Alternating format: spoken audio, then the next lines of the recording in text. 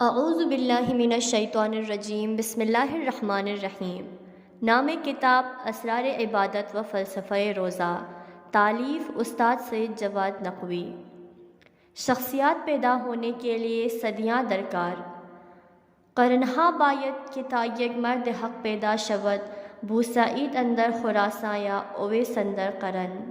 ایک انسانی نطفہ کو کئی صدیاں چاہیے تاکہ ابو الو فاکرد بنے، جو ایک بہت نامدار عارف ہیں، یا اویس قرنی بن جائے۔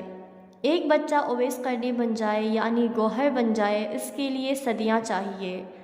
خواتین کو جو کہا گیا ہے کہ باحجاب، باعفت اور باحیا ہوں، اسی وجہ سے ہے کہ عورت کو معلوم ہونا چاہیے کہ یہ حجاب پابندی نہیں ہے، بلکہ یہ حجاب حلقہ صد کام نہنگ ہے، اس صدف کو بچانے کی تدبیر ہے۔ البتہ مرد کے لیے بھی باعفت و باحیا ہونا ضروری ہے۔ آپ کو کیا معلوم کہ ان کوچوں و بازاروں میں کتنے خونخوار بیٹھے ہیں؟ آپ کو کیا معلوم کہ اسی شہر میں ہزاروں ہوسران، ہزاروں درندے موجود ہیں؟ ان درندوں کی نگاہوں اور ان کی رسائی سے ایک صدف کو بچانے کے لیے خدا نے کیا تدبیر کی؟ خدا نے اگر خواتین کو کہا ہے کہ حجاب اور پردہ کریں، چونکہ یہ صدف ہے اور خدا نے اسے بچانا ہے تاکہ اس کے اندر قیمتی گوہر پل سکے، تاکہ اس سے کوئی اویس قرنی و ابو الفاکرد پیدا ہو سکے، تاکہ کوئی سلمان فارسی و ابو ذر غفاری پیدا ہو سکے، تاکہ کوئی مالک اشتر، کمیل ابن زیاد نخعی و زہیر ابن قین پیدا ہو سکے۔ خدا نے انسانی گوہر جنم دینے کے لیے یہ صدف بنائے ہیں۔ یہ صدف محفوظ رہیں گے تو گوہر پالیں گے۔ اگر یہ صدف ہی ضائع ہو جائیں یا یہ صدف ہی کوچہ و بازار میں ہوں اور رونق بازار ہو جائیں تو گوہر پھر کہاں بنیں گے؟ عبادت کی قیمت اس کا گوہر ہے۔ دین کا ایک صدف ہے اور ایک گوہر۔ دین کی قیمت اس کے گوہر کی وجہ سے ہے، نہ کہ صدف کی کوئی قیمت ہے۔ دین کے اندر عبادات ہیں اور عبادات کی ساری قیمت، ساری قدر، ساری منزلت در حقیقت اس گوہر کی وجہ سے ہے، جبکہ ہم صدف سنوارنے میں ہی بہت وقت نکال لیتے ہیں۔ البتہ ایک طبقہ ایسا ہے جو عبادت کی صدف سے بھی محروم ہے، عبادت کے ظاہر تک بھی نہیں آتے، لیکن جو ظاہر تک آ جاتے ہیں وہ ظاہر عبادت پر ہی رک جاتے ہیں، وہ عبادت کے صدف پر آ کر رک جاتے ہیں اور عبادت کے گوہر تک نہیں پہنچتے، لہٰذا لذت عبادت سے محروم ہیں، لطف عبادت سے محروم ہیں۔ دنیا میں سخت ترین عذاب۔ خداوند تبارک و تعالی اگر کسی انسان کو اس دنیا میں سخت ترین عذاب دینا چاہے تو وہ کون سا عذاب ہے؟ نہ کہ اس کو جیل میں ڈال دیتا ہے، نہ کہ اس کو کھانے پینے کو کچھ نہیں دیتا، اس کو پہننے اوڑھنے کو کچھ نہیں دیتا، بلکہ دنیا میں سخت ترین عذاب الہی یہ ہے کہ اس کے دل سے لذت عبادت نکال دیتا ہے۔ انسان کے لیے سب سے سخت عذاب یہ ہے کہ اس کے لیے عبادت کی لذت ختم ہو جاتی ہے۔ عبادت کا ایک اپنا جہان۔ عبادت ایک عالم ہے، عبادت ایک دنیا ہے، عبادت کا اپنا ایک جہان ہے۔ انسان جب عبادت کرے تو اسے عبادت کی لذت محسوس ہو۔ ہمیں بہت ساری چیزوں میں لذت محسوس ہوتی ہے۔ کھانا کھاتے ہوئے، شربت پیتے ہوئے لذت محسوس کرتے ہیں، سوتے ہوئے لذت محسوس کرتے ہیں۔ ہر وہ چیز جو ہمیں اچھی لگتی ہے، ہمارے بدن کے لیے ملائم ہے، اس سے ہم لذت محسوس کرتے ہیں۔ عبادتیں بھی لذت آور ہیں، لیکن لذت عبادت صدف عبادت نہیں ہے، بلکہ لذت عبادت گوہر عبادت ہے۔ گوہر عبادت ہی بندگی ہے۔ عبادت یعنی اظہار عبودیت۔ عبادت کا معنی اظہار عبودیت ہے، پس عبودیت کے اظہار کرنے کو عبادت کہتے ہیں، اور عبادت کے اظہار کے لیے ضروری ہے کہ پہلے انسان عبد ہو۔ متکبر انسان کی خصوصیت۔ کچھ چیزیں دل کی ہوتی ہیں اور دل کی ان چیزوں کو انسان کبھی دل میں ہی رکھتا ہے اور بعض اوقات ان کو دل سے نکال کر دوسروں کے سامنے پیش کرتا اور ان کا اظہار کرتا ہے۔ بس کچھ چیزیں دل کی ہوتی ہیں جو دل میں ہی رہ جاتی ہیں، لیکن کچھ قابل اظہار ہوتی ہیں۔ منفی صفات بھی ایسے ہی ہیں، کچھ صفات دل میں ہی ہوتی ہیں جبکہ بعض اوقات انسان ان کا اظہار کرتا ہے، جیسے بعض لوگ مغرور ہو جاتے ہیں۔ کس چیز پر مغرور ہیں؟ کوئی چیز ہے ان کے پاس جس سے ان کے پاس مال ہے، وہ اس مال پر مغرور ہے، یا ان کے پاس علم ہے اور وہ اس علم پر مغرور ہے، یا خدا نے ان کو کوئی اور نعمت دی ہوئی ہے جس پر وہ مغرور ہیں اور دوسروں کو خاطر میں ہی نہیں لاتے۔ اسی کبریائی کا اگر اظہار کریں تو اس کو متکبر کہیں گے۔ مستکبر کسے کہتے ہیں؟ اگر انسان واقعاً بڑا ہو اور اس کے پاس کوئی نعمت ہو اور اس کا موجود نعمت کا دوسروں کے سامنے اظہار کرے تو یہ انسان متکبر ہو جاتا ہے۔ مستکبر یعنی جس کے پاس کچھ بھی نہ ہو لیکن اظہار کرے کہ میرے پاس ہے، جیسے علم نہیں رکھتا لیکن اظہار کرتا ہے کہ میں عالم ہوں، مال نہیں رکھتا لیکن ظاہر یہ کرتا ہے کہ میرے پاس مال ہے، کوئی قدرت یا اقتدار نہیں رکھتا لیکن دوسروں کے سامنے ظاہر یوں کرتا ہے کہ گویا اس کے پاس بہت قدرت ہے، یہ مستکبر ہے۔ اظہار کی دو صورتیں۔ پس کس چیز کے اظہار کی دو صورتیں ہیں، یا وہ موجود ہے یا نہیں ہے اور ہم اس کا اظہار کرتے ہیں۔ جس طرح سے ہمارے معاشرے میں بہت سارے لوگ ایسے ہیں جو مالی لحاظ سے ضعیف ہیں، ان کے پاس ثروت نہیں ہے، لیکن جب باہر آتے ہیں تو بڑے کرفر کے ساتھ آتے ہیں تاکہ دوسرے لوگوں کو یہ معلوم ہو کہ یہ بہت ہی ثروت مند آدمی ہے۔ مال نہیں ہے لیکن مال کا اظہار کرتے ہیں، ثروت نہیں ہے لیکن ثروت کا اظہار کرتے ہیں۔ ریاکار اور مستکبر۔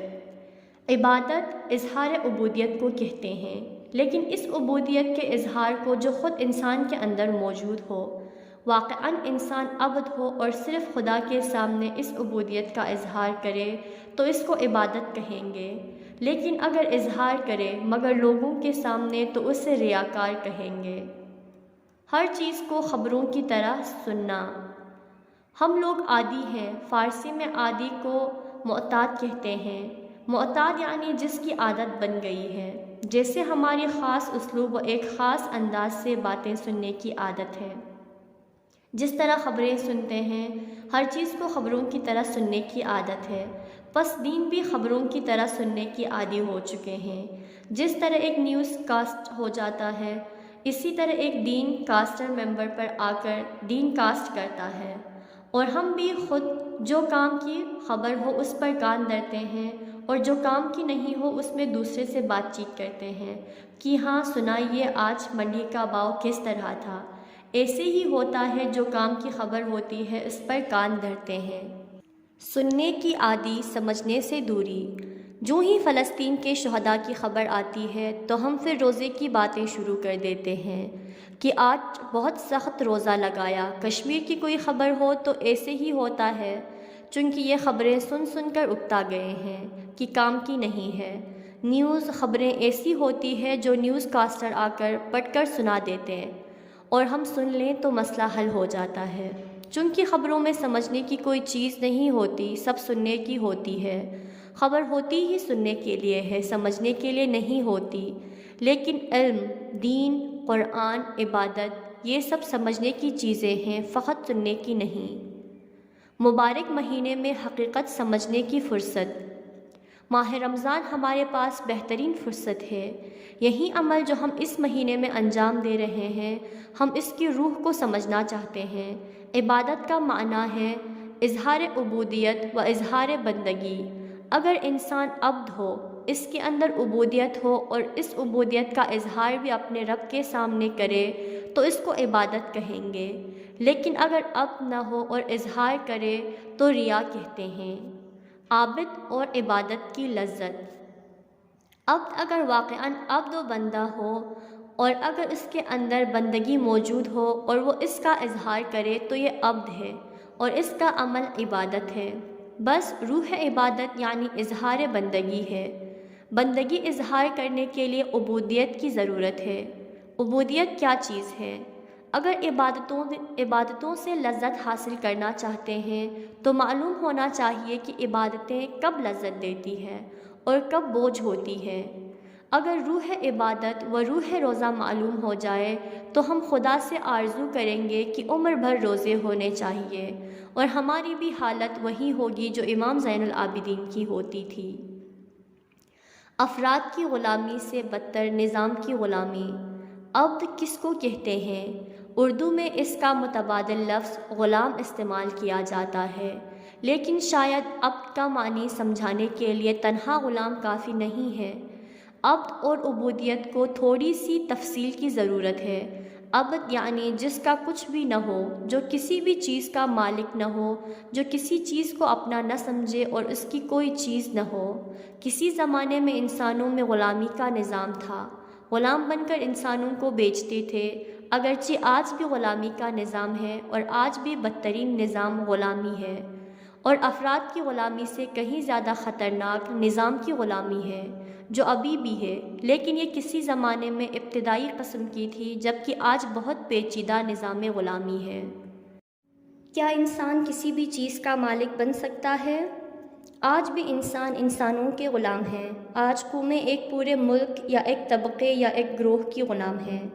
غلام یعنی جس کے پاس کچھ بھی نہ ہو، جو کسی چیز کا مالک نہ ہو، حتیٰ اپنی ذات کا بھی مالک نہ ہو، حتیٰ اپنے اعمال کا بھی مالک نہ ہو، اپنی حرکات و سکنات کا بھی مالک نہ ہو۔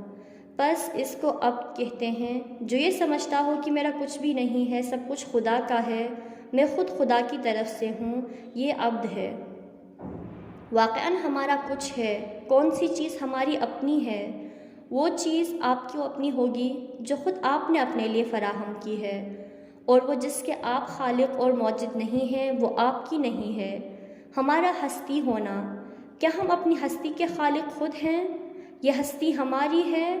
کیا ہم نے خود اپنے آپ کو ایجاد کیا ہے؟ بس یہ ہستی خدا نے ہمیں دی ہے، یہ ہستی ہماری نہیں ہے۔ ہر ایک چیز کا مالک خدا ہے۔ کیا یہ زندگی ہم نے خود اپنے آپ کو دی ہے؟ کیا ہم نے اپنے آپ کو زندہ کیا ہے؟ کیا ہم نے اپنے اندر روح پھونکی ہے؟ کیا ہم نے اپنے آپ کو حی رکھا ہوا ہے؟ بس یہ زندگی کس نے ہمیں دی ہے؟ یہ زندگی خدا نے ہمیں دی ہے۔ بس معلوم ہوا کہ زندگی بھی ہماری نہیں ہے۔ کیا ہم نے اپنے آپ کو صحت مند رکھا ہوا ہے؟ یہ تندرستی اور جوانی ہم نے خود اپنے آپ کو دی ہے؟ نہیں، یہ سب خدا کی دی ہوئی ہیں۔ بس یہ جوانی بھی ہماری نہیں ہے، یہ بدن، یہ اعضاء و جوارح، کوئی بھی ایک عضو ہمارا اپنا نہیں ہے۔ یہ ہم نے پیدا نہیں کیے، یہ ہماری ایجاد کردہ تو نہیں ہے۔ جب ہم خود بھی اپنے نہیں ہیں تو پھر پورے بدن میں غور کریں۔